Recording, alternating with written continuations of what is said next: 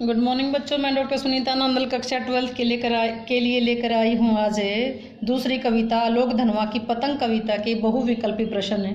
कल पहली वीडियो में हम दोनों उसकी व्याख्या पूरी कर चुके हैं। अब इसके वस्तुनिष्ठ प्रश्न देखेंगे। पतंग कविता के कवि हैं आलोक धनवा। कवि हैं आलोक धनवा, कविता है पतंग। सबसे तेज बौछारों के जाने के बाद कौन सा महीना आया? कविता की पहली पंक्ति में था बौछारें गई थी, कौन सा था? बारिश का महीना था। उसके बाद कौन सा आया था? भादों का महीना आया था। किसकी आंखों जैसा लाल सवेरा हुआ? खरगोश की आंखों जैसा लाल सवेरा हुआ। पुलों को पार करते हुए कौन सी ऋतु आई थी? शरद ऋतु आई थी। शरद आया पुलों को पार करते हुए। इसमें कौन सा अलंकार आया था? पूरी कविता में मानवीकरण अलंकार आया था। कवि के अनुसार दुनिया की सबसे हल्की रंगीन उड़ने वाली चीज क्या थी? पतंग।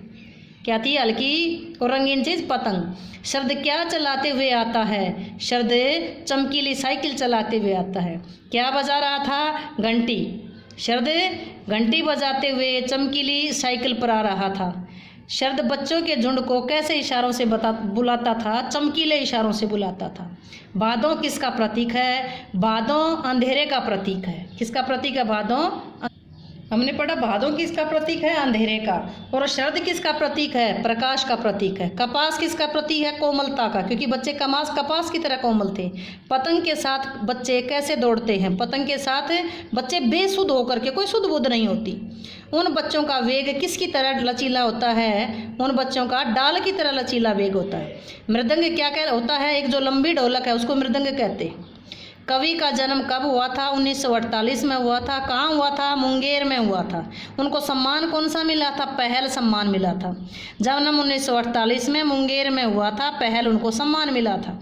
आलोक धनवा ने अध्ययन मंडलियों का संचालन कहाँ किया था? जमशेदपुर में। छत से गिरने और बच जाने के बाद बच्चे क्या बन जाते हैं? गिरने से बच गए तो और भी क्या थे? निडर बन गए थे। पतंगों के साथ साथ वे भी उड़ रहे हैं। वे कौन उड़ रहे हैं? मतलब आकाश को छू लेने की कोशिश कर रहे हैं। बच्चे ऐसे उड़, जैसे पतंग के साथ साथ वो खुद भी उड़ रहे हों, जैसे आसमान को छू लेने की मतलब एहसास हो रहा है उनको। शरद की साइकिल कैसी थी? पहले भी आया इसमें, चमकीली साइकिल थी। आकाश को मुलायम बनाने का मतलब आकाश को स्वच्छ और सहज बनाना। बच्चों के रोमांचित शरीर का संगीत क्या करता है? रोमांचित शरीर का संगीत बच्चों को गिरने से रोमांचित संगीत बच्चों को छत के किनारों से गिरने से बचा लेता है। पतंगों की धड़कती ऊंचाइयां उन्हें क्या करती हैं? पतंगों की धड़कती ऊंचाइयां बच्चों को थाम लेती हैं, रोक लेती हैं। बच्चे किन किन के साथ उड़ रहे हैं? बच्चे पतंगों के साथ उड़ रहे हैं। छतों के खतरनाक किनारों से किसका भय है? बच्चों की गिरने का भय है। किनारे इतने खतरनाक है, बच्चे पतंग उड़ाने के चक्कर में कहीं पीछे गिर जाएं। बच्चों के पैर कैसे हैं? बेचैन हैं, क्योंकि बेचैन पैरों को ही छूने के लिए पृथ्वी भी उन बच्चों के पास आती है।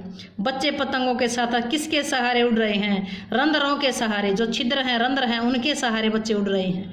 पतंग में जब डोरी बांधते हैं तो 2 छेद करके उसका बैलेंस बनाने के लिए छेद करके उसमें डोरी बांधी जाती है। पतंग किस छंद में रचित कविता है? पतंग में मुक्त छंद है। मुक्त का मतलब कोई छंद नहीं है, कवि यहाँ छंद से मुक्त है। तो ये ऑब्जेक्टिव टाइप क्वेश्चन आपने अच्छे से समझे होंगे, याद हुए होंगे। वीडियो को लाइक करें, चैनल को सब्सक्राइब करें।